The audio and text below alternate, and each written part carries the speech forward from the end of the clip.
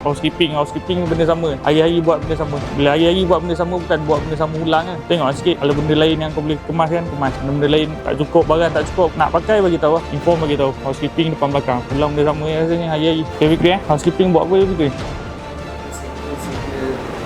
Kemas lah, kebersihan, kemas, kekemasan lah. Tempat kerja bersih. Pastikan tempat workshop kita ni bersih, kemas. Kemas maksudnya susun lah barang tu. Sebab yang pakai barang kat belakang korang, bukan aku. So korang yang susun benda tu macam mana cara dia. Bukan aku yang susun. Kalau aku susun kan korang yang pening nak buat kerja. So korang lah yang susun benda tu. So bahagian depan pastikan ni lah hari-hari kemas tu, seminggu sekali mop lah waiting room tu kat. Untuk bahagian depan untuk customer lah. So pastikan waiting room tu bersih. So air tak cukup, bagi tahu. Ada air botol tertinggal atas meja tu, buang. Air customer minum sikit-sikit, separuh suku ke buang gitu. Jangan salah, jangan tinggal lah.